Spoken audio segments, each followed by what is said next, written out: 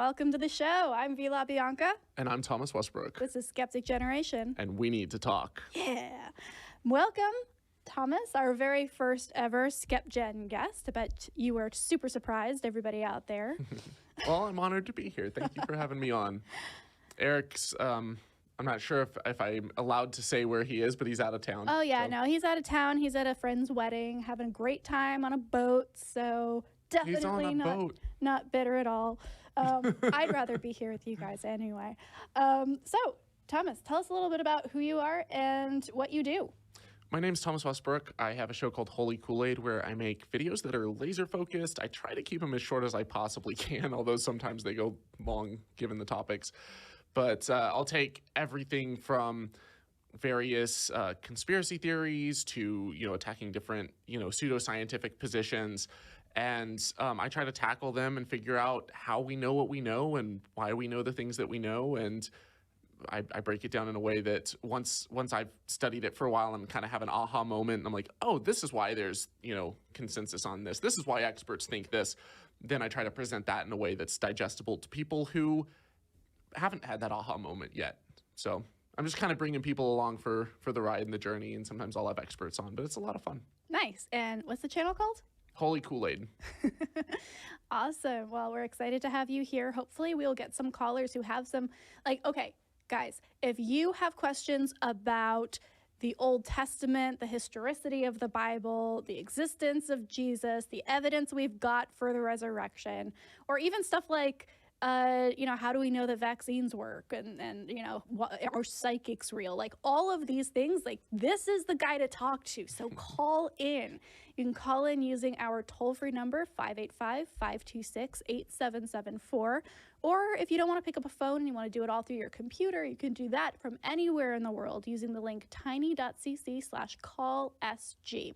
We don't have any callers yet right now because apparently they only call to talk to Eric. But we're just gonna have a conversation, and if we say anything that sparks your interest, please do call in. We want to talk with you. And no callers means no wait times. No callers means no wait time. Just watch the lines just boom right after I say that. And right. It's like No wait. You'll definitely get on unless you're like Atangelo, and then you'll be banned. We have not had Atangelo call in yet, although now that I've said his name 3 times, he probably will. Hi, Atangelo. Hi, Darth Dawkins. We haven't had Darth Dawkins on yet, although we have had some precepts who are quite interesting, let me tell you. Is Darth Dawkins, is he banned or is he... Here's the thing. I have not yet talked to Darth myself. So I want at least one opportunity to be annoyed by him enough to ban him myself. That's the plan. That's the plan there. If you don't wind up smashing your head into the wall first. One or the other will happen. I had one conversation with him back on Talk Heathen, and it was frustrating to say the least. And I tried to throw some humor into it, and it was an interesting call. I think I called him Sugar Muffin at one point. Oh, he probably loved that. That became the infamous call. Oh, we do have a call. So let's see who this person might be. Oh, hello. Hey. I know that voice. Hello. How are you doing? I'm doing very, very well. I just wanted to call in and wish you guys good luck today. And Thomas, Holy Koolaid, dude, thank you so much for coming in. I'm really, really excited. Just watching, and wish I could be there with you, but watching live. Cool. Well, hey, I hope the wedding, I'm not sure if it was yesterday or today, but I hope it was good. We are shipping out of the harbor in about a half hour. And I'm going to be watching for as long as I can. It's so funny to me. I love that you called in. Thank you for calling, my love. Absolutely. Love you. Bye, guys. Bye.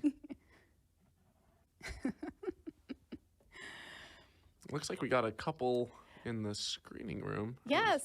Yeah, I'm excited. So while that happens, I know that based on the beginning of this screener's notes, we're going to be talking a little bit about vaccines.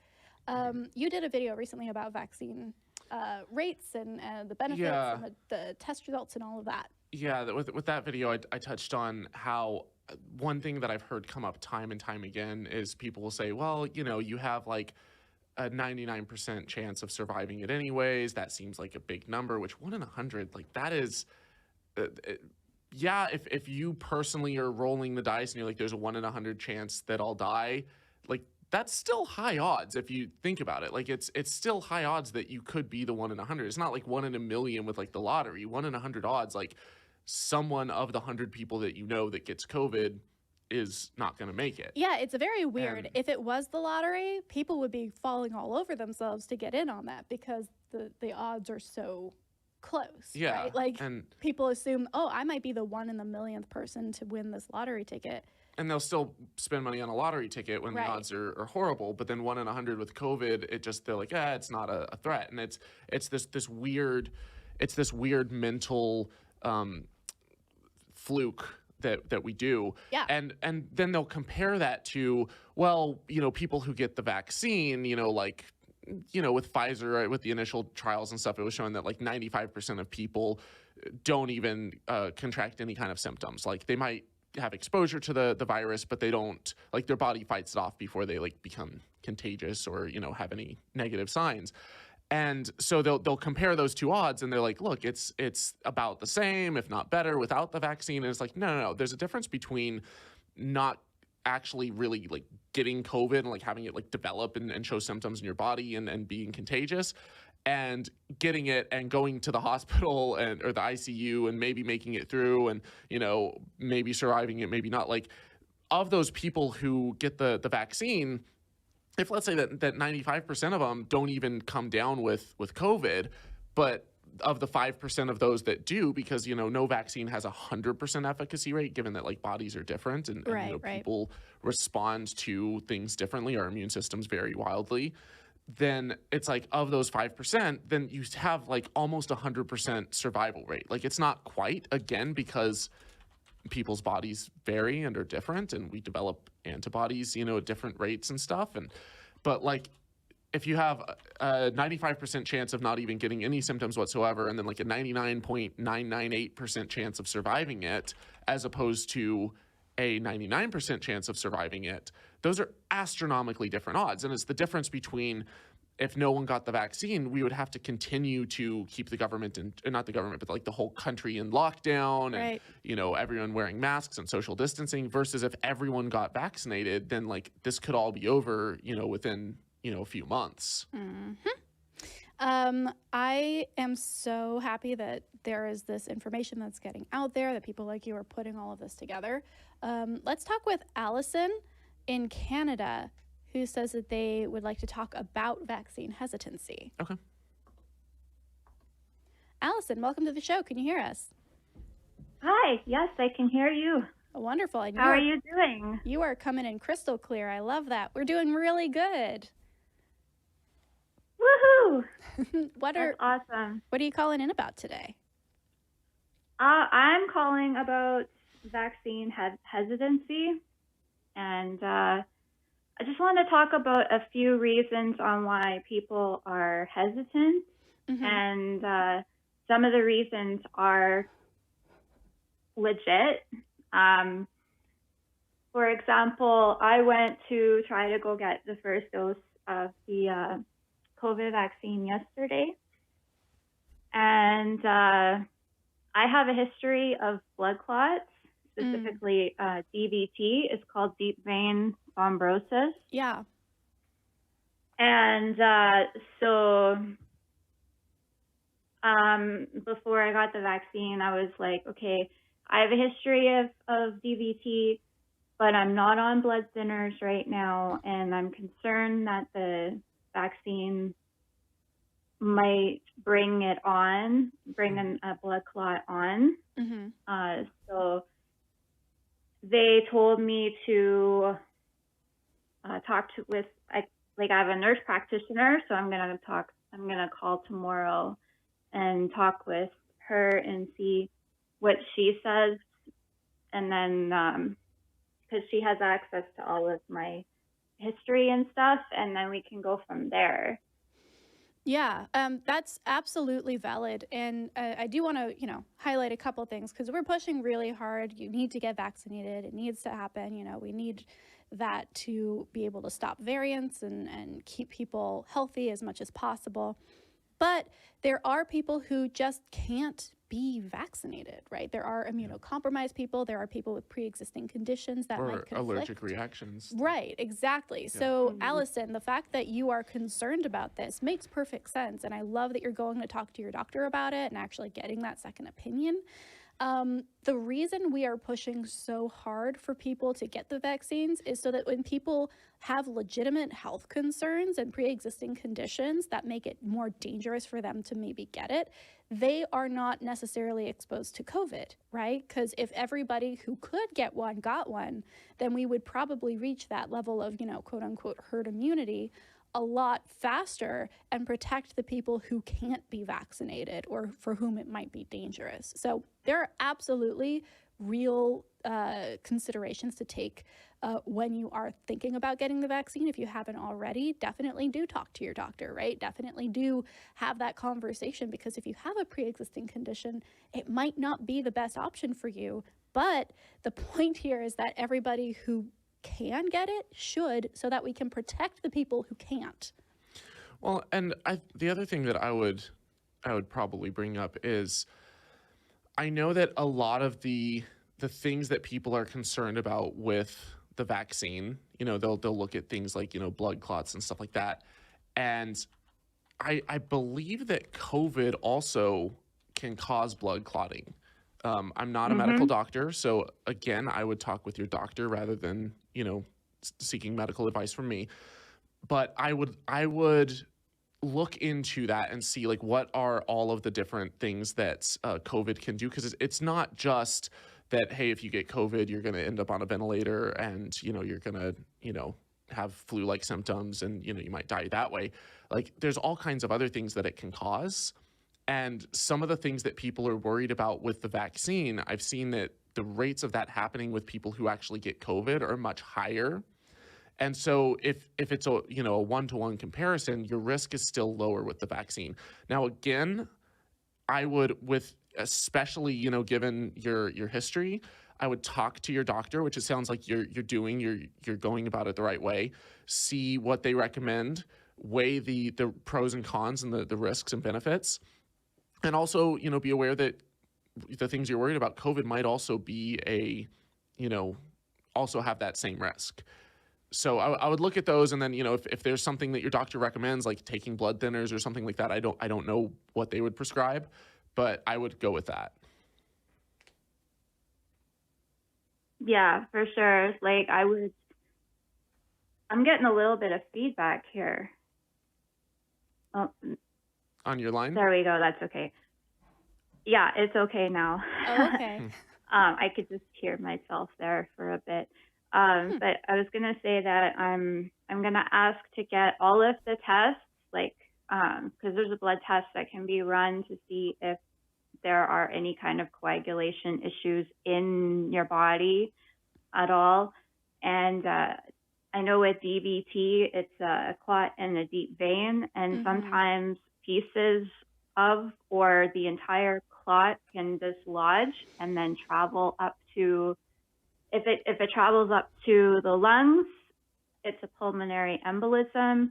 If it travels to your heart, then it's a heart attack. And if it travels to your brain, then it's a stroke. Yeah. And those are all extremely dangerous conditions. Absolutely. So another thing too is that I'm pretty sure I have undiagnosed Raynaud's syndrome or disease. Yeah. I'm not sure what that is. And pretty much it's how do I explain this?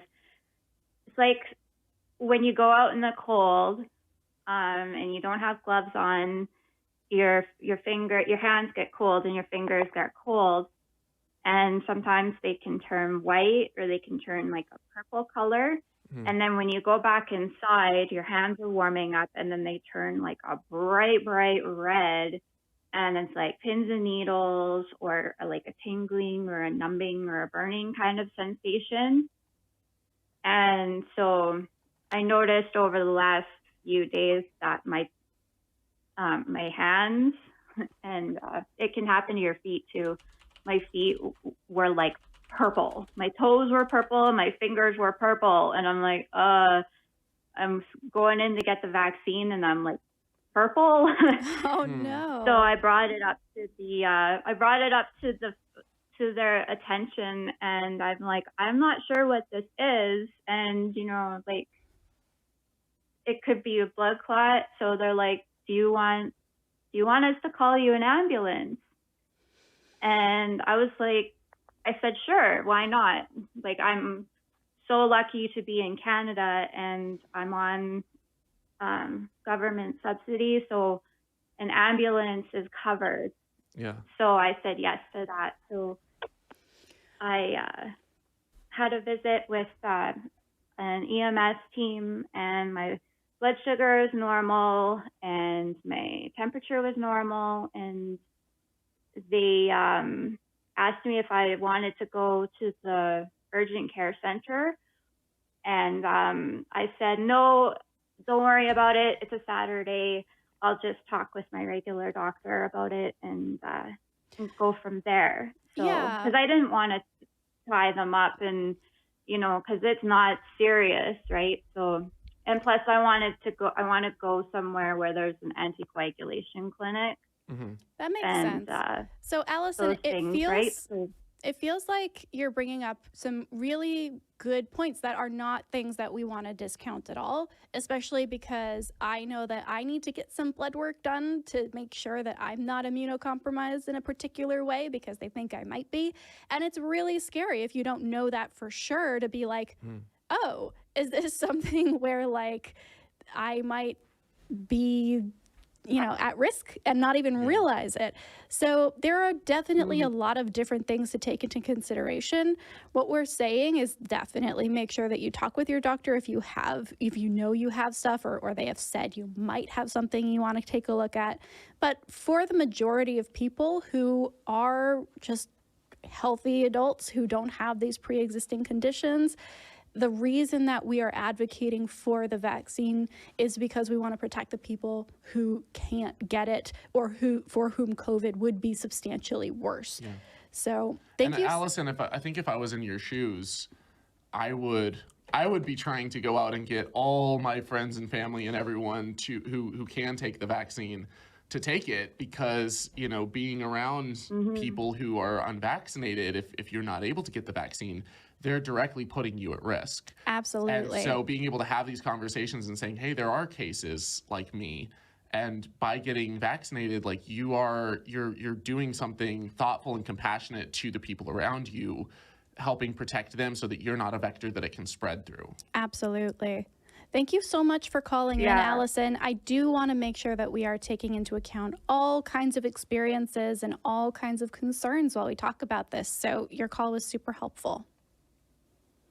Awesome. Thank you. I'm always happy to talk to you, V, and it's nice to talk to you, Thomas. It's the first time, but yeah, no, I like talking to you. I've talked to Hannah before too, so nice. I'm getting around. I've talked to almost everybody in the atheist community, I think. So you got to fill in that bingo box. So. Yeah. All right. Have a good rest of your day, Allison. You too. My girlfriend Hannah has a show with Ethan Michael on the YFNA, Your Friendly Neighborhood Atheist channel, called The Pickup Line, where they talk about relationships, sex, and dating. So I think that's probably where she talked to her. Absolutely. So, oh, that's awesome. Just shout out to my honey. Adorable. All right. We actually have some really interesting calls on the line. Keep calling in. These look fascinating, and Eric is going to be so jealous that I'm the one who gets to talk about these. Let's start with Yousif in Iraq, calling in from a while far away. Hi, Yousif. Can you hear us? Oh, hey, how are you guys doing? Doing really good. What can we help you with today? Well, first I just want to say, like, I really love your videos. You too, Thomas. Just love your show. Oh, thank you. At least channel. So I just wanted to speak about the cosmological argument. Yeah. Mainly one part of it, maybe two. The infinite regress part, I kind of wanted to ask, like, what is the opinion of, like, let's say philosophers on the infinite regress? Is it like impossible? Or I read something like it doesn't have explanatory power, which, okay, that makes sense. Like, it just doesn't really explain anything. And second question is, like, why not just say that the Big Bang is the first cause? Like, why not just leave it at that, you know? Right. No, exactly. So I want to preface this by saying I'm not an actual philosopher. I like to talk about philosophy, and I don't want to gatekeep the term, but there are probably areas and aspects of this that I'm not going to touch on simply because I'm not aware of them. So if the people watching this are, more well versed in this or have an additional thing to add, please leave it as a comment. We'll talk about it next week. But Yousif, I think you're spot on there on both counts. So the first one, yes, infinite regress is a quandary. It's a conundrum. It's one of those things that doesn't quite make sense. But it's kind of the same issue that we have when we talk about the laws of logic, right? And there is a kind of circularity there as well that we need to just kind of accept. Right. We need to kind of just accept that the laws of logic are true because they are. It's a tautology, but we have broken away everything except for that. And so we can all kind of agree that that's a good starting place, right? Is it circular? Yeah, kind of. But we can't really escape that without going into hard solipsism and saying, well, nothing exists and we're just a brain in a vat. Where it ends up. Exactly. Like, oh, how can you be sure of that? And the thing is, it's just not possible to answer that. Like, how do I convince someone? Because like my second point with the why not the Big Bang as the first cause, like that one is technically like actually answering it. Like that's actually saying, okay, even following the argument, right, this should be the case. Like well, not should be, but like it could be simply just the answer. Like why not this? Right. And that to me is the downfall of all cosmological arguments, all forms of them, is essentially more than anything, they're just linguistic in nature, right? I have to agree. We define God as something that existed before everything else. Therefore, God must exist because something must have existed before anything else. Yeah, there's like the concept of a necessary being or something like that. I hear that all the time. Yes, the modal ontological argument is a mind bender. Eric and I spent 24 straight hours talking about it and got to the point where we were like, this is just circular reasoning and linguistic, playground, essentially. Fair enough. It's just like, how do I convince someone else of that? I mean, because like I always have the idea of like, okay, what if I'm the one that just doesn't get it? But at the same time, I kind of thought about it like a lot. I don't know. I mean, I try to look it up and stuff, and you never get a conclusive answer, Yeah. Well, this is what kind of frustrates me with the realm of philosophy, and where I'll probably differ from both of you guys, is that are you familiar? Have you read The Hitchhiker's Guide to the Galaxy? Oh yeah. I haven't read it, but I kind of know some. They talk about the babblefish, and they say that the babblefish is, there's this whole loop that they go through about how the babblefish is proof of the existence of God, but then God requires faith in order for him to exist. Because God requires faith, and now here's evidence, then God can't be real, and so poof, God is reasoned out of existence. And it's this really like kind of backward, convoluted argument, but it's like reasoning God out of existence. It kind of pokes fun at how philosophers will find all of these ways to reason things into existence. And science comes at it from a very different approach. Science says, can we demonstrate it? Can we observe it? Can we test it in one way, shape, or form? And when it comes to, you go back to the origin of the universe, there's certain signs that, we can say certain things about what the early universe looked like right after the Big Bang. And we can, we're literally looking back in time because, light travels at a fixed speed. So things that come, to us from further away come to us from further back in time. And so you can actually kind of peek back in time and take measurements of what it was like in the early universe. And, scientists have done this, looking at the cosmic microwave background radiation. But anything kind of beyond that point, there's a point in time where like we just can't. We just don't know. We can't go any further. And it's a point in time where, like, let's say that things were, you know, super, super densely packed together. It reaches a point where it's impossible for us to recreate. So you can you know, test things mathematically, and you can say, okay, recreate given in our the sense current of, models, what sorry, does recreate in what sense? well, like you can make mathematical models, but eventually they break down, or eventually you're not sure if it would apply in a certain scenario because you're unable to test it. And so what scientists will do when they get that far back, you know, in time, they say, beyond this point, we don't know. There's certain models that maybe we could build these elaborate tests, and maybe they're falsifiable, and maybe we'll never know. And so you hit kind of a brick wall where it's like you continue to explore and test and stuff, but we may not know. And it's okay being comfortable with saying, like, we know that the universe is here. We know that we live here in this universe.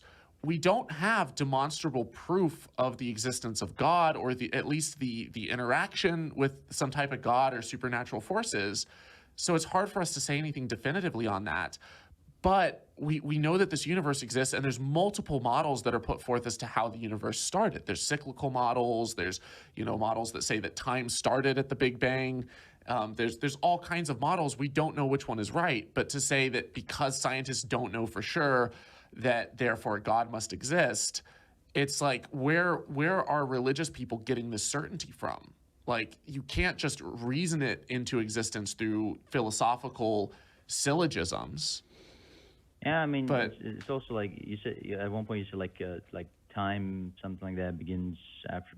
The thing is, like, people say something like God is outside of time, and it's like, what? What does that even mean? What is, yeah, Oh my it's like, goodness. like I Uh, always think, like, why aren't all physicists, or not even all, like the majority or whatever, at least deists, you know, like, or like religious in Yeah. any sense? It's just like, I don't know, the time thing. He's outside of time. if he's outside Like, of time and he's not affected by time, is he just like frozen and he can't like move because there's no cause and effect? Well, the Yeah. weirdest mind trippy thing that you can do, if you're interested in this line of thought, is listen to William Lane Craig talk about the different theories of time that theologians have and philosophers have, that is completely kind of like divorced from anything scientific. They're like, the A theory of time and the B theory of time. It's like, Yeah, I don't think I heard it. how many Kinda weird. scientists have you run I'd that imagine by? I heard it. Well, Yeah, I don't and, know. I've never heard him speak about that. Yeah. you know, it could be that we're living in some simulation, right? And in that sense, in that framework, we would, like, our time, like, you think of you're playing a video game, like the time in the game is different from the time of the person playing the game. So in that sense, the I person get could you. be outside of the simulation. And so it's like there are models that you can come up with that make sense and they might work. But the question is, like, is there evidence for it? Is there proof of Right. it? Is there a way to demonstrate it? Can you actually Yeah, that's one of those make things. a statement about the moral character of the person playing the simulation or creating the simulation? How do you know that there's only one and Yeah. that there's not a whole society of And that's- programmers? Like, That's kind of the same as the, like, when people are talking about the first cause, the way it's framed is basically like, okay, we have this problem, infinite regress. Let's just plug in first cause, and that's it. You know, what is this first cause? What is, like, for example, I was speaking with this friend of mine. I was telling him, like, okay, why not the Big Bang as the first cause? And then he asked me, okay, well, what would set it off? And it's like, what? Now I need something to set it off. It's just like, okay, just why not just add that to it? Like, why not just say, okay, well, one property of the Big Bang is that it would set itself off. And the problem is that I don't know what I'm talking about. This is basically advanced physics at this point. Right. Exactly. I mean, I guess I could, yeah. It's just, I don't know, what am I talking about? Because it's all just philosophy. Like, it doesn't actually, I'm not speaking with a scientist, and I'm not a scientist myself. So Exactly. I don't know. And that, I think, is the difficult to think biggest about. thing to take away from cosmological arguments specifically. Also, you know, teleological fine-tuning type arguments. We can make a perfect syllogism about a hypothetical world where things exist, and that really has no bearing on whether or not it's actually true, right? So even if we were to the thing- grant that cosmological arguments were valid and sound, which they're not, we still would really only have a hypothetical situation that could be, but we can't use that to make the determination that things are. So when you're talking about things like cosmology, the beginning of everything, the universe, space-time, evolution, all of this, these are very specific fields of science that take years and years and years and years of study to actually understand at all. So to pretend that you can just be like, well, infinite regress, therefore God, is very hubristic, right? It's very full of yourself to think that you could just figure that out and that somehow all of the scientists in the world have not yet. Yeah, I Or, feel like it also, they're like you're either choosing to delete infinite regress or to delete everything has a cause. You either say everything has a cause or you say that infinite regress is, so like you're saying everything has a cause except for the first cause, but that you're only doing that just to get rid of the infinite regress. But you're still contradicting the everything has a cause thing. And Right. It's like, I don't know, like how do you do that? How do you do that at the same time? and then how do you get from that, even if we are to grant the idea of a first cause, how do you get from first cause to any kind of particular God? Like, that leap is impossible. I have seen so many apologists try and make the leap between random first cause to the God that I choose that it is, and it's thing is, impossible like, to do. I feel like theists see it as basically that atheism to deism is a much bigger jump than deism to theism. Yeah. But no, it's either the same size of a jump because you still have zero evidence towards the theism. So just getting to deism is you might as well just not do it. It's a waste of time. It's like saying, let's say there was a murder scene and not a murder scene, like a corpse. You see a corpse and you think, okay, well there must have been a murderer. It's like, okay, who is this guy? Who is the murderer? Like you didn't get anywhere. You're just saying, well, there must have been one.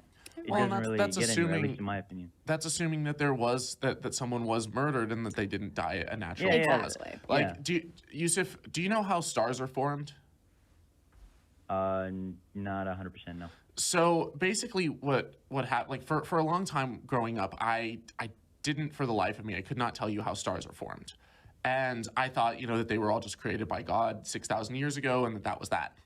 And then I started learning a little bit about cosmology, and I'm not an astrophysicist, but I know that you can look out into a nebula where there's just clouds of gas out there in the cosmos. And you can see that there's areas of these gas clouds that are denser than others. There's more matter, there's more atoms and stuff. Okay. And the more matter that there is, the more that there's a gravitational pull, right? Just like, there's a stronger gravitational pull between you and the Earth than like you and a car, but there's still a gravitational pull between all of it. As you have tons and tons of matter, it starts forming together and coalescing. And as it becomes denser and denser and denser, you have so much pressure that builds up that the pressure causes heat, and eventually this gas ignites and you have a star that's born. And that's our sun, that's all the stars in the universe.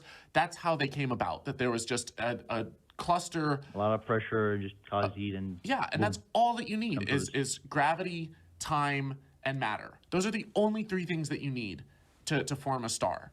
And so you can have those stars form naturally on their own, and after a while, like those stars, they start burning up their fuel, and inside the center of the stars, you have elements fusing together into more, denser and denser elements. That's how everything in the universe, it's not just hydrogen. You have, things around you like lead and stuff that are like much denser elements, that they have more protons and neutrons in them because these simple elements have undergone nuclear fusion to form denser elements.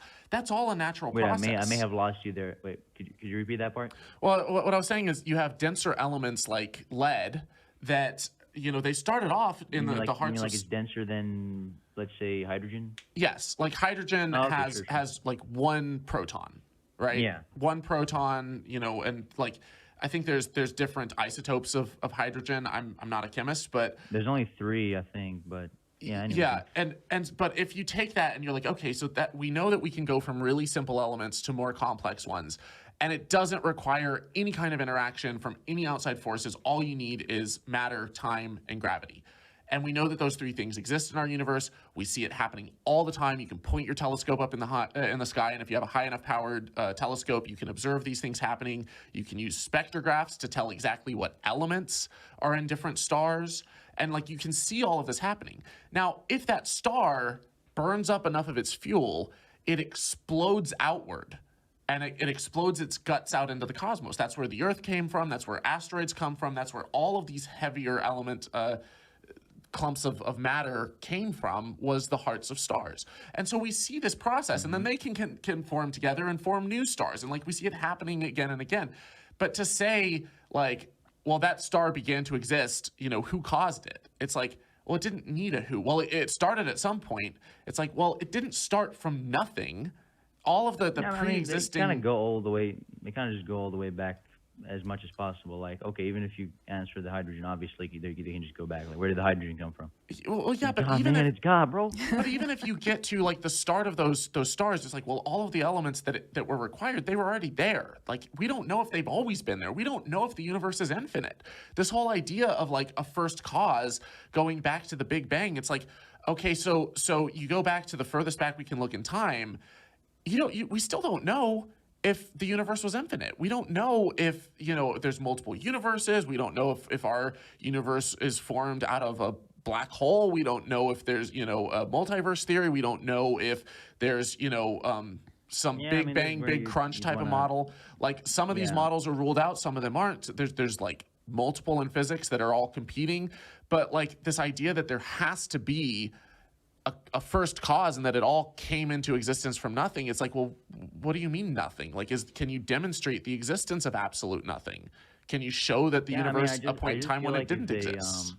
I feel like if whoever like makes this type of argument, like back in school, one time, I don't know if it was, I think Thoth, the Egyptian god of writing, for instance, something like that.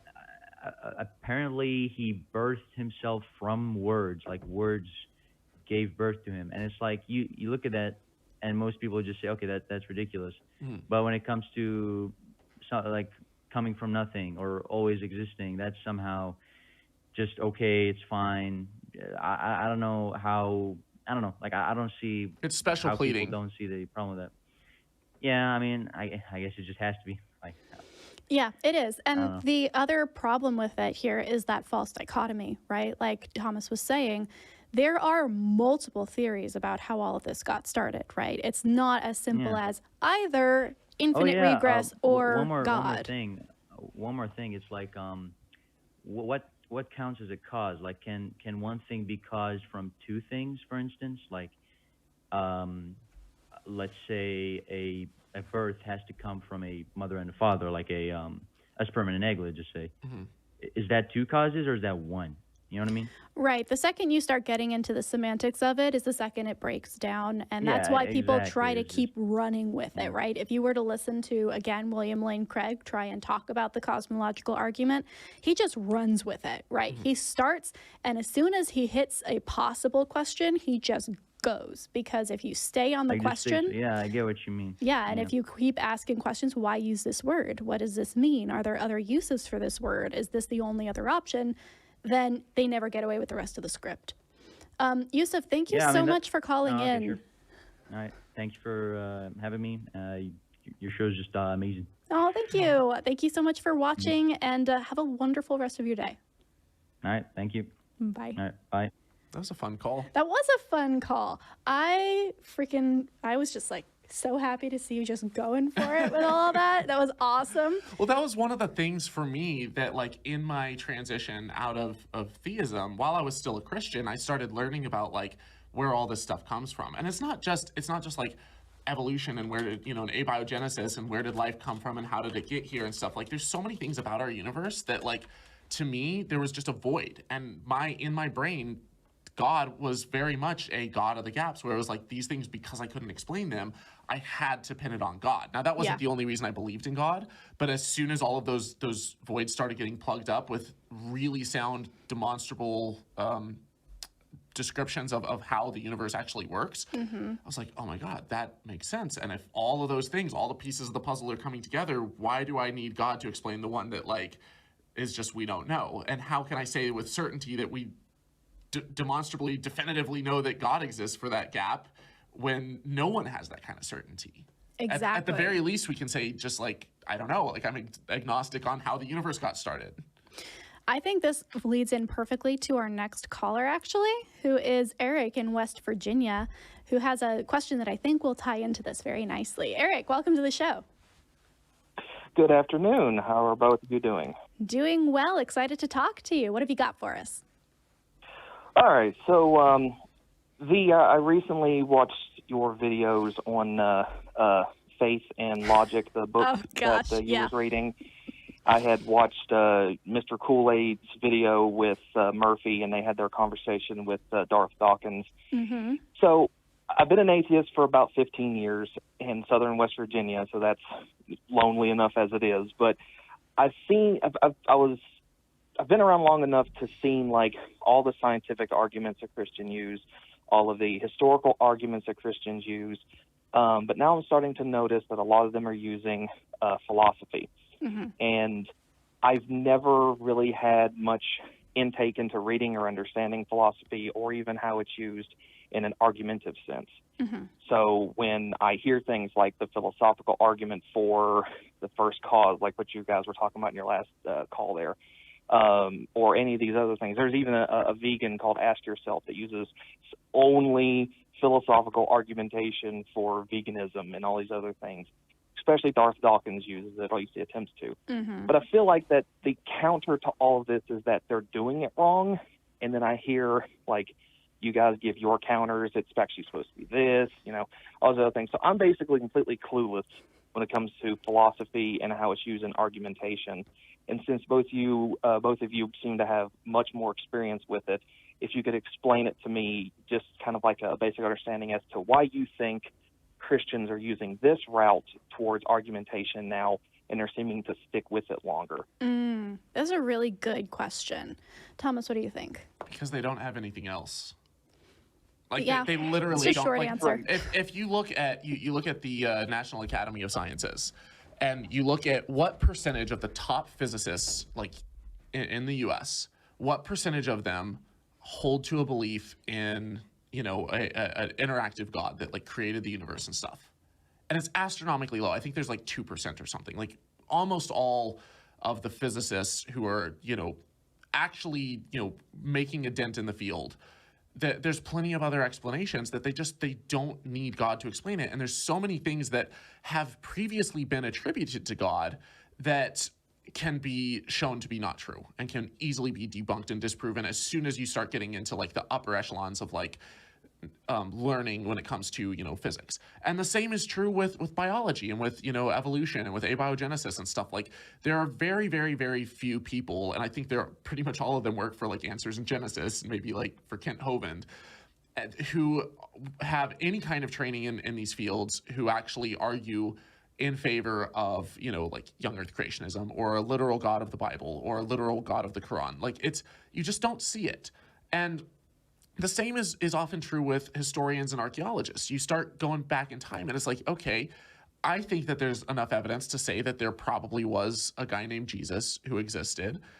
It's not the greatest evidence. I'm doing a video on it right now and I'm comparing it to the evidence for other historical figures. And I think that the evidence for Jesus should be much greater if he was a god, but there's no evidence that is anything remotely convincing enough to show that he rose from the dead, that he worked these miracles, all this stuff. And there's so much that we know about human psychology where, people can lie, they can exaggerate, they can misremember, they make up stories change as they're retold, as they're translated, as they're copied. Like there's so many ways to explain how a cult leader can develop a following, similar to, Joseph Smith or L. Ron Hubbard or Satya Sai Baba or all of the cult leaders that we know are BS right now in the 21st century or in the last 100 years or two. And we know that a lot of stories spring up around them about miraculous accounts that are BS, and yet millions of people follow them. And so like on all of these fronts, whether it's history or whether it's science or anything else, it's so easy to just rip it to shreds if you do, a little bit of research and you look into it. And so they have to turn to philosophy because, they can philosophically reason God into existence because they have no other evidence. There's no way to concretely show that God exists or that a particular religion is true. And so they have to kind of dance around and find a little bit of, philosophical, logical arguments here or there to build their case. And even then, most philosophers will, take them to task. It's harder to respond to if you aren't versed in, logic and philosophy. So what is it? So let me ask you this. Let's keep the Christian argumentation out of it. What is the benefit to understanding or learning philosophical argumentation unless you are wanting to be a philosopher as like maybe a job or something like that? Awesome question. I'll jump in here because this is my favorite thing to talk about. So there are a couple benefits to learning philosophical argumentation, and I do want to parse that apart a little bit as well. There is formal logic, right? There are formal studies in philosophy that I personally have only dabbled in and do not have a large breadth of knowledge in. This would look like when you graph a logical argument with numbers and with letters and symbols, and like it looks like math essentially, right? Right. That can be super fun. I know people who love it. I know people who are really good at it. I would love to get better at it, but that's not really what we talk about when we talk about philosophical argumentation and logical fallacies and all of this. What we talk about is informal logic, informal argumentation. And what that looks like is pretty much just agreeing to the rules as two people having a conversation. And there are some rules that are just kind of inherent in good conversation, right? You shouldn't attack the person if what you really want to attack is the position, right? That's an ad hom. You shouldn't pretend like somebody is an expert in something they're not and just rely on that expertise to prove your point without doing any of, additional proving. That's, the argument from authority or appeal to authority. Like the book you were reading on your YouTube videos recently. Exactly. He's an astrophysicist trying to argue for biology. Oh my goodness. You just get me off on that tangent for forever. But exactly that. So there are some rules that we have agreed on as a species that really likes to argue with each other, make good arguments and not so good arguments. And some people just aren't well versed in this, and so they will accidentally use fallacious reasoning in their arguments. And it can be very helpful to get to the bottom and come to a consensus if you can say, oh, hey, I know that you're saying this thing, but actually here's the problem with it, right? And it's not just saying, oh, well, that's a fallacy. Moving on, you're dumb, right? It's, oh, here's the problem with that kind of reasoning and why it doesn't actually do what you think it does. Let's find another way to get to that conclusion that uses better, methods.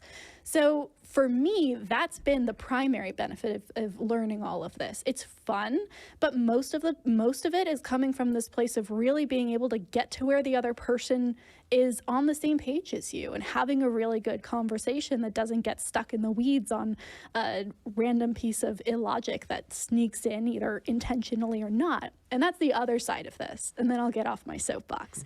The other side of this is it's very useful because a lot of people who do know about these fallacies about how to argue do it intentionally. Right? A lot of the people who will argue for things like the existence of God, not all of them, but a lot of them do use fallacies intentionally with the hope that the other person doesn't pick up on it and is convinced. So the goal there is not just to facilitate understanding with honest interlocutors, but also to be able to call out a dishonest interlocutor if you come across that person and they're trying to convince you of something that you shouldn't be convinced by. If you're able to say, oh, here are the 3 reasons that is a crap argument, then all of a sudden you have to come together and have a better conversation, and they can't rely on their script anymore. Yeah. You run into that when you would listen to like Seitan Kate. He hasn't been around for a while, but God, yes. Darth Dawkins, the one the Kiwi preacher that runs Ray Comfort. He does Ray something. Comfort. He tries to do something different. Yes, exactly. They have their script. And it's full of holes, but if they go fast enough and if they talk only to people who can't pinpoint where those holes are, even if they kind of know, like sometimes you'll listen to these people and you'll be like, that sounds wrong. I don't know why, but that's not Something's convincing. off. I just can't put my finger on it. Right, exactly. I don't know if I agree with that, but I don't know why. It helps when you can actually identify it and be like, oh, that's because that's this problem that you're introducing into this conversation. That's why I reject this argument. Try again with something else. But yes, exactly. Cy Tempering-Kate, Ray Comfort, Ken Ham, William Lane Craig, everybody, Alvin Plantinga, don't even get me started. They all utilize these, and they might be honestly convinced by it. I don't want to say that they're all pulling cons. I know some of them definitely are, but I don't know. Maybe they're really convinced by it because they've bought into their own script. Either way, it can be really useful when having conversations with them to be able to pinpoint where there are problems. And that's really, for me, the biggest use of any kind of philosophical argumentation. I do appreciate you guys putting this show together and everything because, like I said, I've been watching atheist YouTube videos for a long time and just listening to new voices and everything, not just Aaron Ra and Matt Dillahunty over and over again. But if you two happen to, I knew that Kool-Aid, you've already had an encounter with Darth Dawkins. If I ran into someone like that in real life, like some crony of his that has just repeated his script and everything, since I'm not very voiced in or learned in that kind of non-official kind of philosophy, argumentation, or whatever, is it even worth attempting a conversation with them because they're just going to stay on their script and I'm just going to be a loser that falls into the trap? That's a really good question. I think you have to gauge the person on a one-by-one case. If you're having a conversation with you and they just want to railroad you and get through their script and then like dance around like they won, then you're basically playing pigeon chess, which, you know, pigeon chess is like, you know, if you play chess with a pigeon, it's going to knock over the pieces, crap on the board, and then strut around like it won the game. And you're not actually getting anywhere. So if you're having a conversation with someone like that, then my advice would be like, you're probably wasting your time. But if you're having a conversation with someone who genuinely seems interested in the truth and is honest and is fair, then yeah, absolutely have the conversation and they can present the arguments. And you know, if you're not well versed in them, that's fine. You can you can say, you know, hey, I might need to look into this more.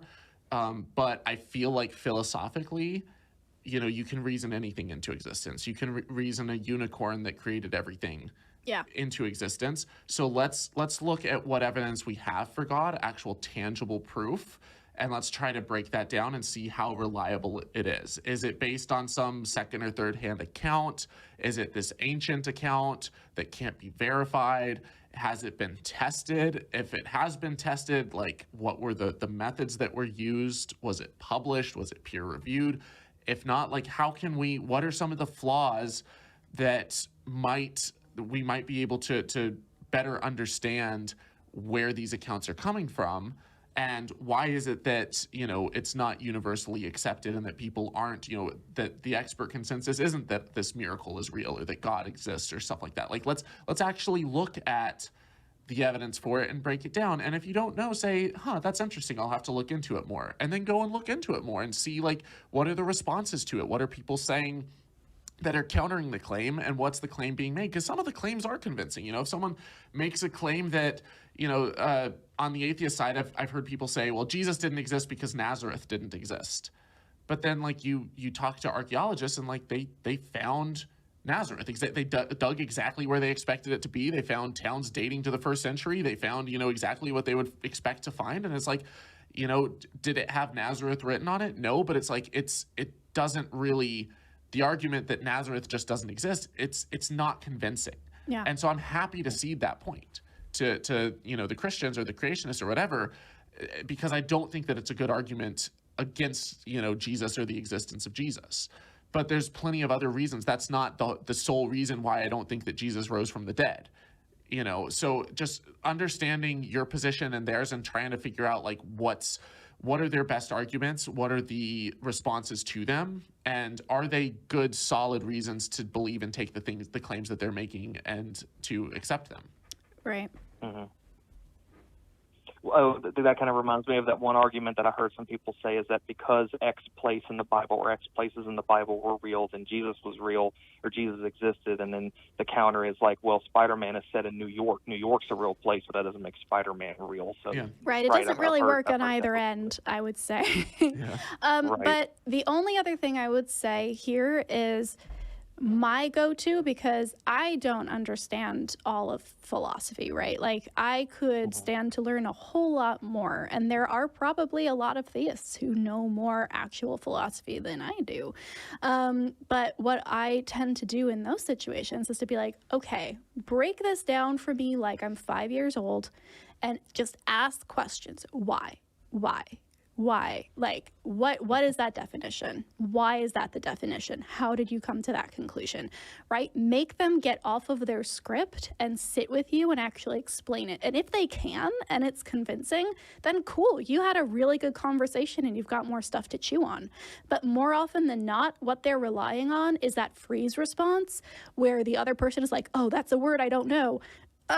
And then they get to continue on with their script and pretend like they won the argument, when in fact you just froze because you're like, oh, I'm out of my depth. Don't be afraid to jump in there and just ask questions, because worst case scenario, you learn something new, right? Best case scenario in many conversations with theists is they realize that their script isn't going to work and they have to engage honestly with you. So yeah, just ask questions if you want to engage, but don't feel pressured to. Like, if somebody's trying to get you into a conversation that you're not interested in, then just feel free to walk away. That is not impolite. That is your right to do. I've gone back over yours and Eric's conversation with Robin over the past 3 weeks. Yes. And everything was just like, okay, he's trying to go here, he's trying to railroad this in, but you guys are kind of like pulling him back and slowing him down.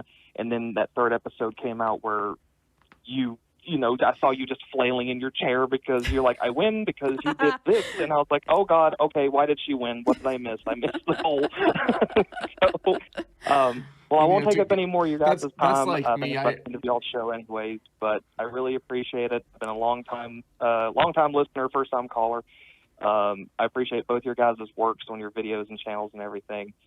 Keep up the good work, and I appreciate your time. Thank you so much, Eric. Thanks for calling in. Feel free to call back. I do that same thing where like I'll hear something and then and I might have it on in the background and I'm listening to it, and then there'll be like a point or like a mic drop moment. I'm like, wait, what did I miss? What is happening? Go back and re-listen. Oh my gosh. Yeah, that is my principle. The V principle at this point is, if you have to appeal to hard solipsism in order to win the argument, then I win the argument. If the only way that your argument makes sense is that ultimately you're a hard solipsist, then you lose. Yeah, it's like, we can't prove that we're not a simulation or a brain in a vat or whatever else. It's like, well, okay, but like, you can't disprove it, you can't prove it. Like, we're both kind of back at square one. Like, what do you want to do about it? Exactly. All right. So. We have a theist on the line from Washington. Let's talk with Tzelly. Tzelly, welcome to the show. Hi, nice to talk with you. It's nice to talk with you too. I've been wanting to call for years, honestly. I've just always been way too nervous. Well, congratulations. I'm excited to talk with you. What can we help you with today? Well, I'm a pagan. I used to be Jewish. Okay. I was born in Israel, and my upbringing is a little weird. My father is actually from a sect of Jews from India, where they have like a huge line of saying that they're a pure race of Jews that just happen to live there, directly from the clan of Cohens. Okay.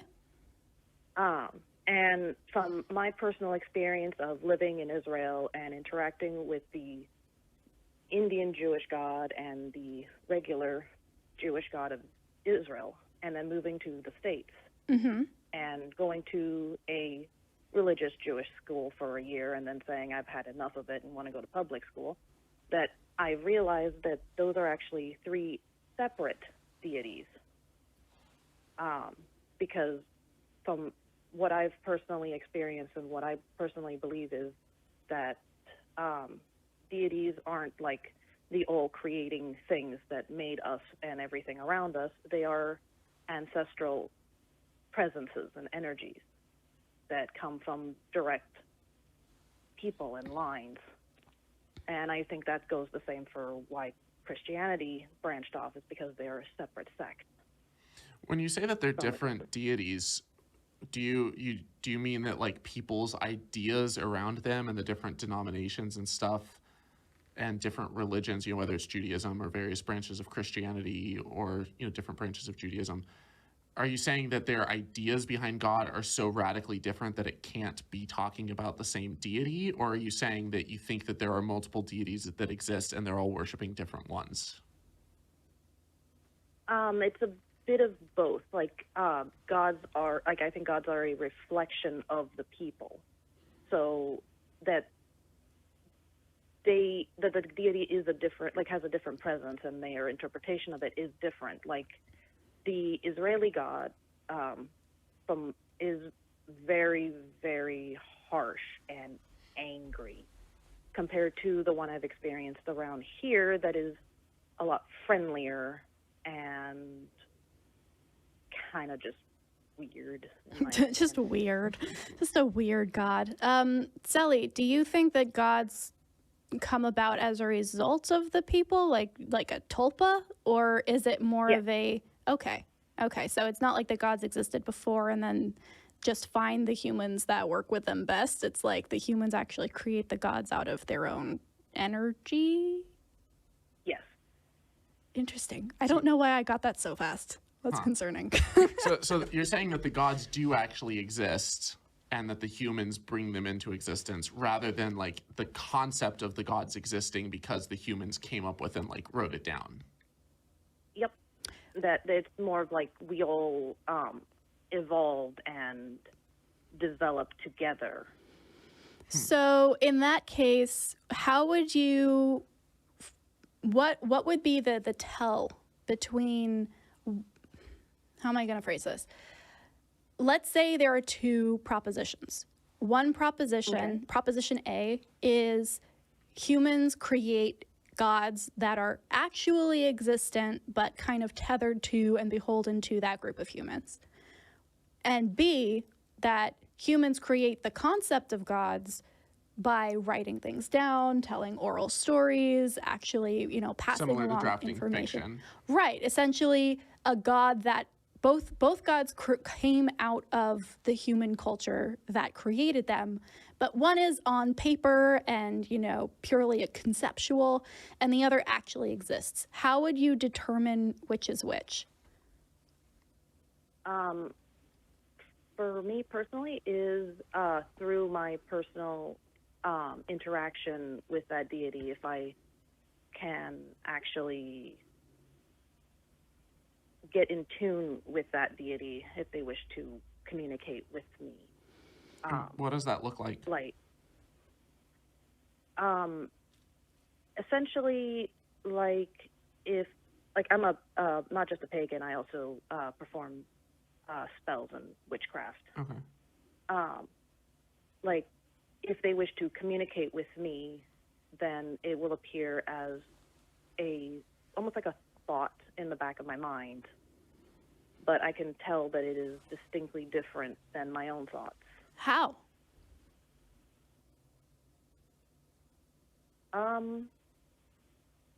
Because it's very like. Sorry, I'm very nervous. That's okay. I'm We're putting you on the legitimately spot curious. because like we're curious, but we're not trying to rattle you. We just want to flesh this out. Yeah, we're not going to hang up on you and say we win. Like a good example is I'm trying to think.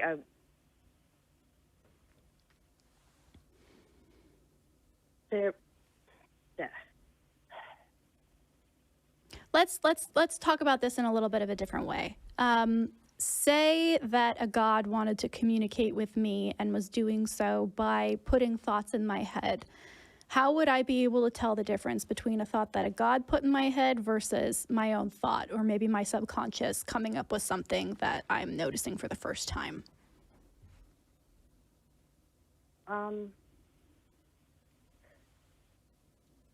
It would be very difficult to tell because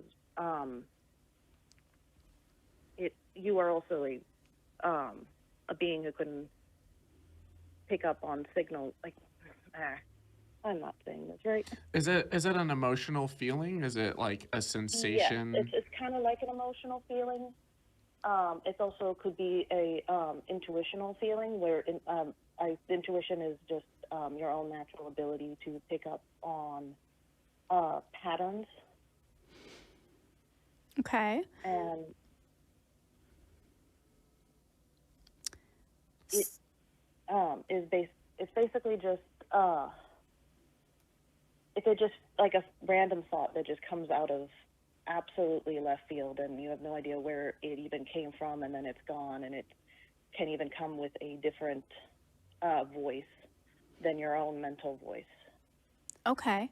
So would it be, I guess the two things that I would need to see to have this be a convincing claim for me is a relatively reliable way to determine where those thoughts are and when they happen, right? And when it's something that isn't your normal thought process.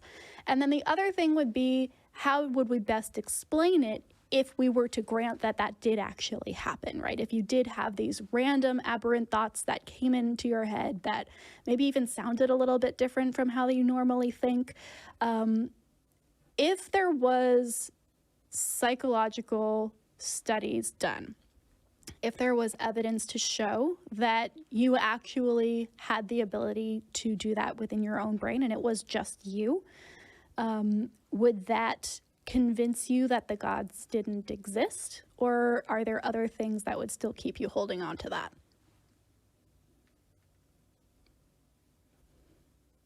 I've had too many things that have happened aside from just feelings and thoughts that happened to me that I'm like, there's no way that the supernatural is not real. Can you give us your best example? Yeah.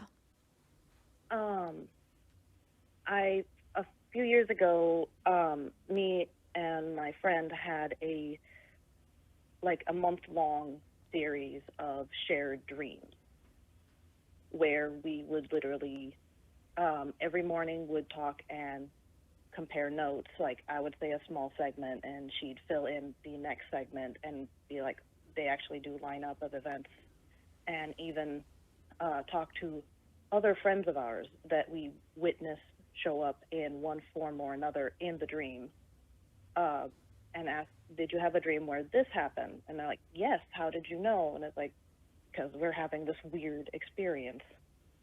Interesting.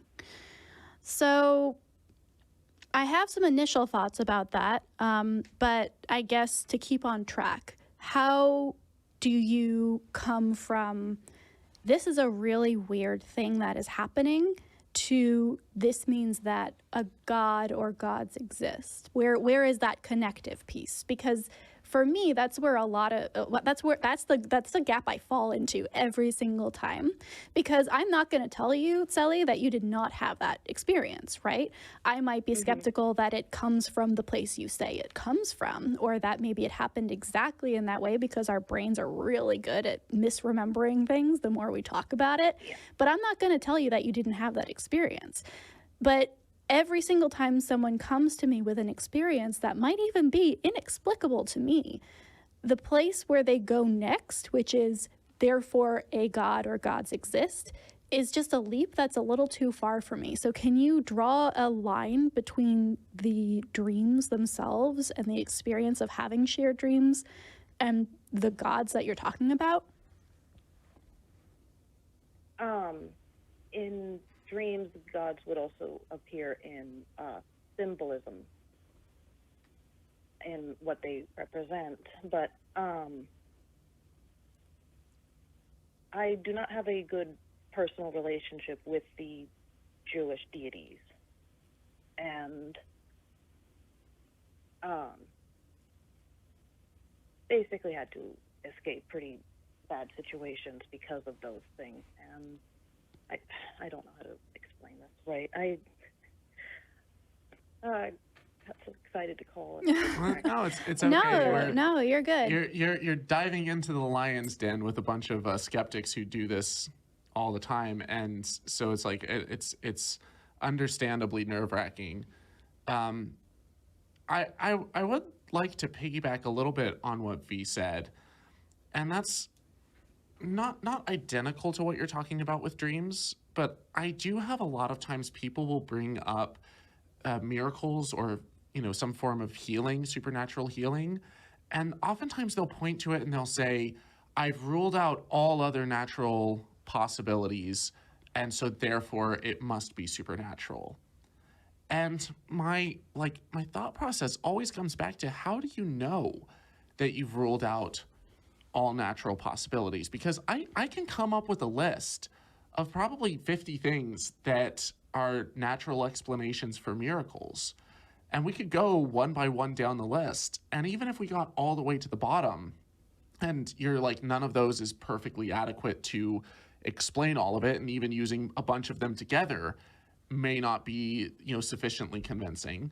But even still, that's not a comprehensive list. So if we got to the bottom and I said, all right, I'm out of ideas, but that just means that I don't know everything about the world. I don't know everything about human psychology. It doesn't mean that I can then take this leap of, because I don't know, that the only logical explanation or the most reasonable explanation is something supernatural or something, out there. It's like, that might be the case, but it's a leap. And so when I hear something like this case with your dreams, there are ways that I can explain it. I can say, well, how close are you with these friends? Are you having a lot of shared experiences? You're calling them every day and comparing notes. Are you watching similar shows and having similar things? How many misses were there? How many things that were there in your dreams that weren't in theirs that you overlooked or ignored to focus on the hits? How much of it was talked up? How much was the insinuation from one person causing the other person to think really hard and think about their dream, and maybe it wasn't in the dream, but the act of talking about it can cause you to forge false memories. Like the human psychology is not, our memories are not fixed in stone. Like V was saying, we can have implanted memories and false memories. There's a lot of things about human psychology and the way that dreams work that is still a relatively new field. But the more that we study it, the more that we start to realize that, hey, there are some really weird things that the brain does and some really interesting ways that our neurons fire that have oftentimes in the past been attributed to supernatural things that now we're starting to actually be able to pinpoint and understand from a natural position, through fMRI scans, through, the study of psychology and stuff. So it's like, I don't want to say, like V was saying as well, like we don't want to say that like you didn't have this experience, or that you're making this up or lying, or that you're blowing it out of proportion. Like, I'm not going to do that. That's rude. It's invalidating. It discounts you. I want as much as possible to give people the benefit of the doubt and say, I trust you that you had this experience. Where I would draw the line is it convincing enough on its own to say that this one instance cannot possibly be explained by anything else? Or is it better to say, like, I don't know, let's look into it more and find out? And if you do that with one case, if you have a bunch of similar cases like this, don't look at them all, like 50 different experiences that you have and say, well, together this is just an overwhelming mountain of evidence. Break them down one by one and look at them one at a time and say, can this one be explained naturally? Okay, it can. Which one is more likely? Can this one? And if you go down the list of those things, then it's like, yeah, we all over the course of our lives experience millions of experiences. Some of them are statistically unlikely. Some of them are very statistically unlikely, but just because they're improbable, it doesn't mean that they're impossible. And if you have enough experiences over the course of your life, you're going to have a mountain of things that are difficult to explain, how can you approach that, methodically in a way that makes sense without having to make these leaps of faith? So that's the approach that I would have, and I know that it might not be satisfactory to you, but it's the approach that I would kind of encourage on a case-by-case basis when looking into it. Okay. I think, Tzelly, thank you so much for calling. I know that this took a lot of courage to jump on the phone with us and that you've been thinking about this for a while. I hope it lived up to your expectations. But I think I would recommend, honestly, I would love to talk with you again now that you kind of have an idea of the kinds of questions that I'm going to ask you, right? So maybe go away, think about it a little bit and be like, okay, what are the direct lines from the experiences that I've had to this God concept? And can I find these lines in other places? Are there other explanations for them? And come back with that particular gap in mind, and we can dive more deeply into it if you would like. If not, that's fine too. Okay, I will try to do that, and hopefully next time I won't make quite as big of a mess of things. No, not at all. We put you on the spot. It's understandable. You're good. You're good. Thank you so much for calling in. Thank you. Bye. Bye. Bye. I always feel so bad when people get like nervous. It's like, dude, I'm just some asshole on the internet. Don't worry about it. Like, as long as you're not coming in here being obnoxious and dishonest about things, then we're good. Like, we can have... Yeah, and our goal isn't to humiliate or to make people squirm or feel bad. Like, But I know I can get really into it and be like, put this and this and this and this and this, and just like, I'm not trying to railroad. I genuinely, I think that there's a lot of ways that we can come at different things and a lot of pieces of evidence that should be looked into and acknowledged and taken into account when forming our worldviews. And so I try to present that, but I understand that it can come off as just, gish galloping and just tossing a million arguments at people. Yeah, and the thing that I would say, and we'll move on, we'll have one more call after this because somebody from previous episodes has called back in. But the thing that I would say to take away from this, whoever you are, if you call in and you get stumped by a question, or maybe you realize you weren't as prepared, is to think about that uncomfortability and ask yourself why that is, right? Like, if you can't tell me why you believe a thing, then why do you believe that thing, right? And so really just going back, even if you never call in again, even if there's never another communication between us, hopefully what this will do is allow you to go back and really think about what you believe and why, and crystallize it for yourself, if not for me and whoever's next to me. Yeah. Yeah. That was dismissive of you. I'm sorry. Whoever happens to be in the other seat. Whoever it is.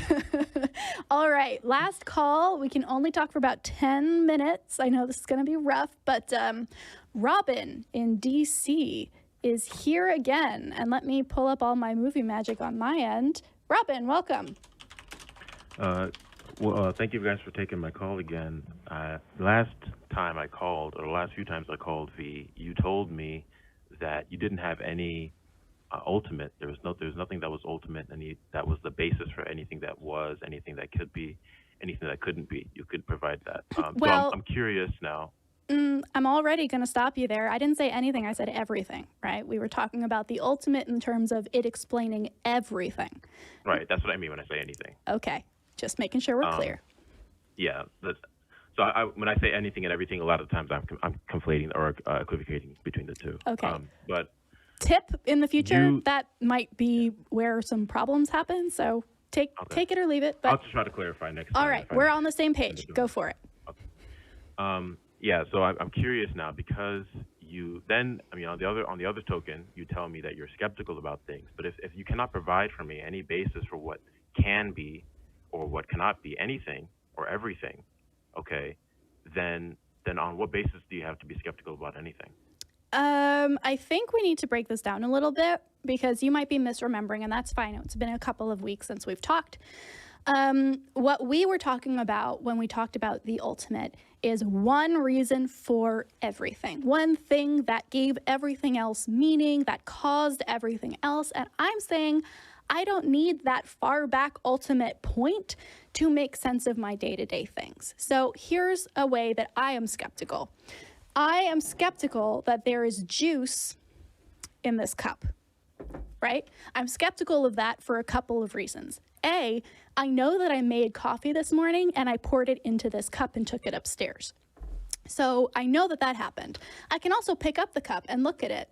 It looks kind of dark and brown, which doesn't look like juice, looks more like coffee. I can sniff it. Sorry, I'm taking your I should probably use mine. I can sniff mine, right? As long as you don't have COVID. Smells like coffee. I can taste it. That is how I am being skeptical in this world. I am engaging with this world, questions as they come up based on surrounding criteria, experience, secondhand, other people weighing in. And that is how I come to these questions, right? Now, the problem that a lot of theists have is that they can't provide a cup or the coffee or the experience of having made the coffee earlier in the day. They need to rely on these far back, mysterious, ultimate things to make their case. And that's why I'm skeptical about it, right? Because if you could come to me and you could say, here is God. God is full of coffee right now. You can smell it. You can taste it. You can remember making that coffee and pouring it into God earlier today. We might have a fully different conversation, but no one's been able to do that. So I have problems. How far back? You cut out. How far back are you going? Can you hear me now? Yeah, Yes. I can hear you. Okay, yeah. How far back are you going then? When you make statements about coffee, you make statements about cups, you make statements about anything. How far back are you going, and when it's in terms of justification? As far back as I can remember from my own personal experience, and then after that, I would have to talk with other people who were there and corroborated it. Talking about on an ontological basis, what is there that is securing, as far back as you know, and when you come to your worldview, ontologically speaking, what is it that is securing, the statements that you're making? I don't know if I'm going to give an following. example so you can to ask some Yeah. clarification. So when we're talking about God's existence and him being the causal basis for everything, okay, we're saying that God is the basis for the laws of logic, okay, regularity in nature, okay, causation, correlation, all these things that God is responsible causally for. That's okay? a nice definition that you made up. Okay, well, hold on a minute. You're asking about. I'm using this as an example to bring clarity so that you can understand by example what I'm talking about and what I expect. Okay, as an I answer. will. Okay. I will give you the floor. Continue. Okay, so I point to in my worldview God is the causal basis. Okay, so in your worldview, what is the causal basis for? I mean, it doesn't have to be the causal basis for everything, but I want to know: do you have any ontological basis to make statements about what is the case at all? Anything? I don't think that here's the deal. Here's the problem with that. You are making the case inherent in that question that there needs to be, right? And that I'm not saying there needs to be. If there isn't one, then tell me there isn't one. an ultimate cause for everything? No. Well, I'm asking however far back you're going, you don't have to say it's ultimate, but however far back you know that there is a basis for, okay, so when we're talking about a cup, there's going to be a causal basis for that cup, and that chain is going to lead ultimately back somewhere. If it's not ultimate, it's going to be somewhere, okay, and I'm asking you, what is that causal basis for the cup, for the coffee, for anything that you state? How far back is this going? I can what is that? Address that. And that's, if you're looking at the universe and you're looking at, okay, this coffee cup, its existence, its, being able to test it and everything, we can apply, the laws of physics to, how the coffee cup interacts with the world and stuff. And we can ask the question of where did those laws of physics come from? And we can say, why are the laws of physics the way that they are? And I think that, it's a good question. It's an interesting question, but it doesn't negate the fact that, they are the way that they are. And well, you can't substantiate that unless you give me a basis for that. Let me finish where I'm going with this. You haven't given a causal argument. Let me finish where I'm going. Let me finish where I'm going with this, because we can look at that and we can say, okay, we know that the laws of physics are the way that they are. We know that that this universe with these laws of physics exists based off of the anthropic principle, right? because we know that we exist, we know that we're here, and so there has to be a universe that allows for life in order for us to exist in it, right? Thomas, we don't know anything until you can give me a basis, okay, for what you're saying. I mean, I'm not going to just accept this. And when I call into you or any other show, when a Christian, any Christian makes statements about what they know, okay, Matt or you or anyone else will cut them off immediately and say, no, we don't know this because you haven't justified it. So again, I'm going to ask you, is there any causal basis? Okay, well, we addressed this to some extent earlier in the show.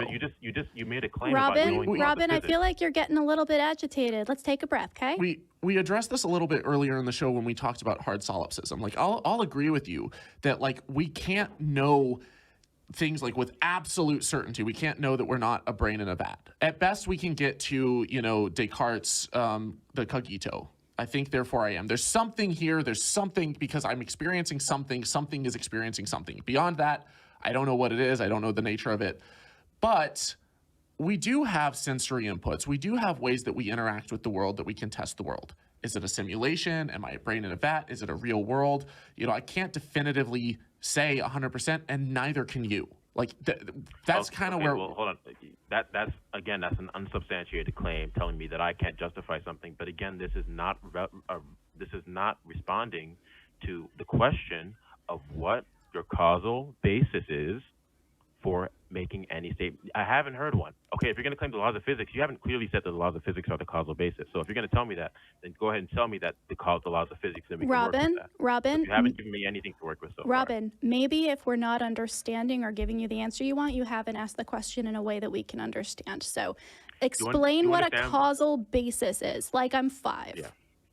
Okay, so we're talking about a causal chain. So when we're talking about, for example, a cup, okay? This is just a rough analogy, okay? We have the cup. The cup's existence is dependent upon a certain series of events, okay? That are causally linked, that result in the existence of the cup. Okay? So somebody making the cup out of glass and someone getting sand and making that into the glass from which you make the cup. Right. Well, this is a rough example, but yeah, there's a causal basis. Right, so we're saying that this event is caused. Do you really not know how cups are made? I'm so confused. You don't think? Hold on. Wait. I know how cups are made. Obviously, I know how cups. How do you know how cups are made? How do you know how cups are made, Robin? Do you think that you only know how this cup is made because God told you how? No, I didn't claim that.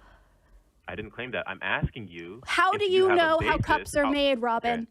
Answer the question. How do you know how cups are made? You didn't answer my question. Because I'm trying to see something here, and you called into my show. How are cups made? That's true. But, I mean, you call it, this is a call-in where people ask you questions, and so if you don't want to answer a question. I will answer your question after you answer it. How are cups made? How do you know how they're made?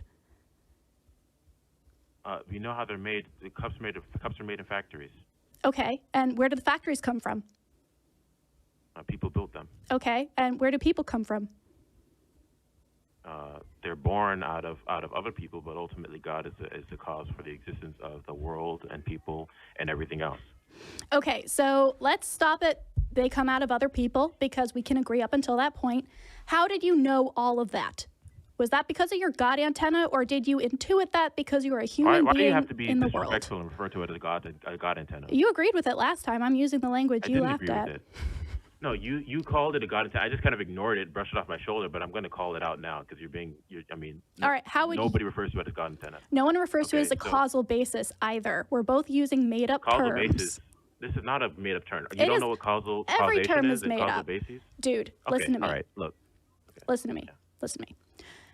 The thing that I'm trying to do here is to point out that you know how this cup got made in the same way that I know how this cup got made, in that we understand that cups are made in factories and factories are made out of bricks and bricks are put together by people who come out of other people.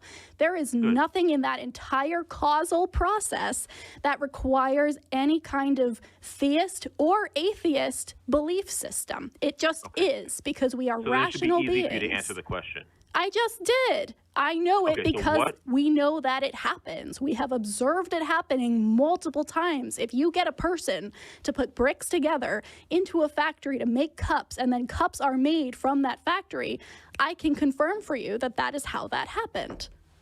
Okay.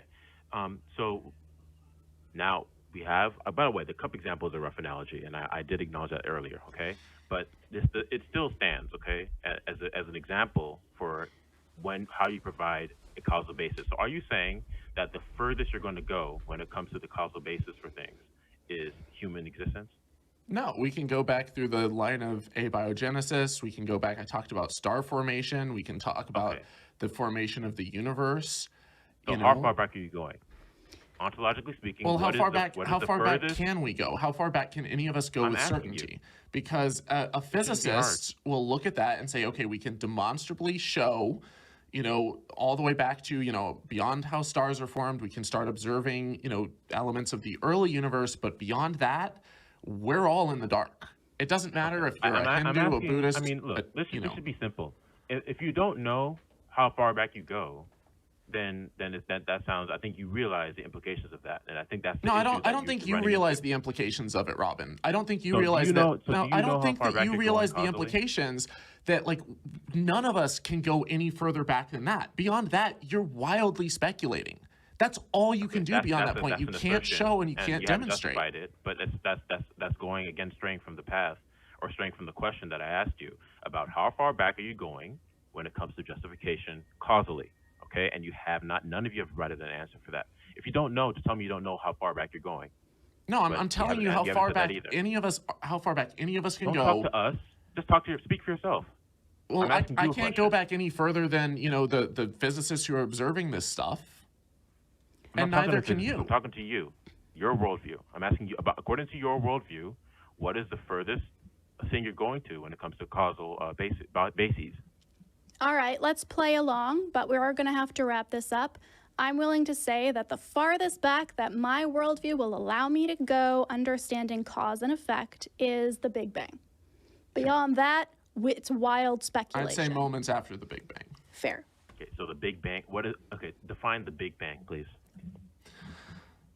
The point in non-existent space-time where it started.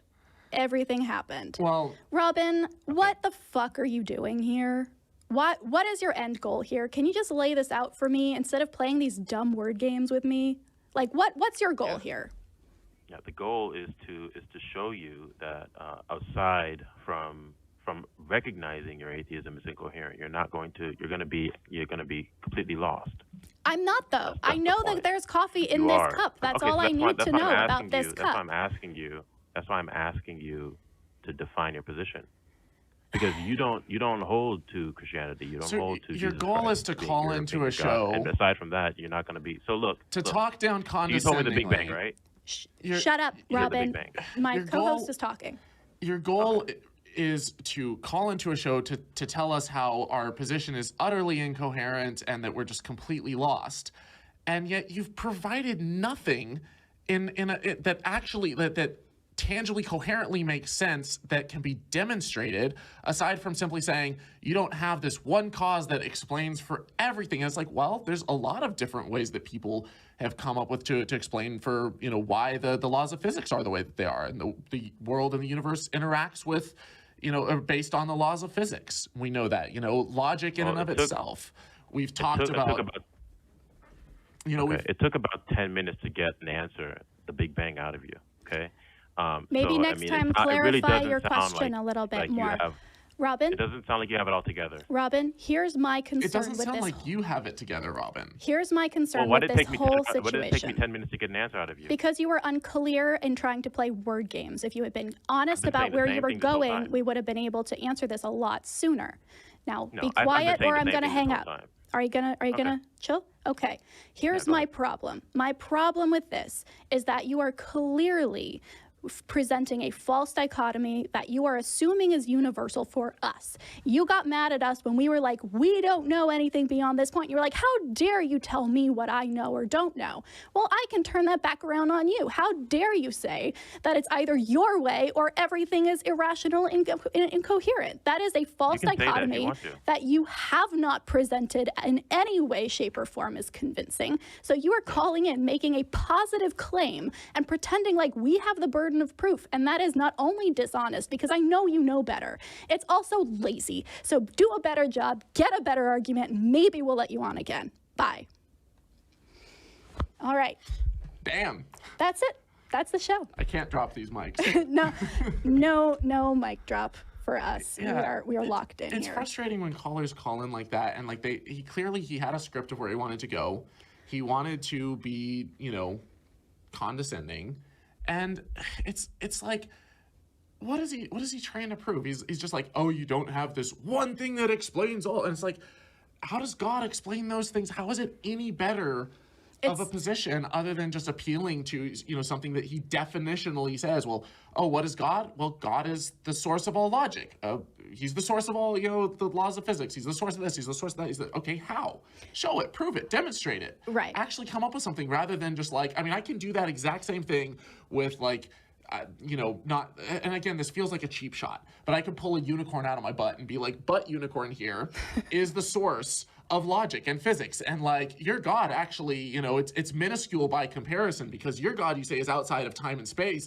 My unicorn is actually in 5 spatial dimensions at once, and so it beats your God 10 times to Sunday, every time it plays chess against it. And it's like, I can come up with this definitional being, and just because in my mind it's better, it doesn't mean that this magical butt unicorn actually exists. Also, you did a lot better than he did by actually pulling out a butt unicorn. Like, that's all I'm asking. Where is your butt unicorn, Robin?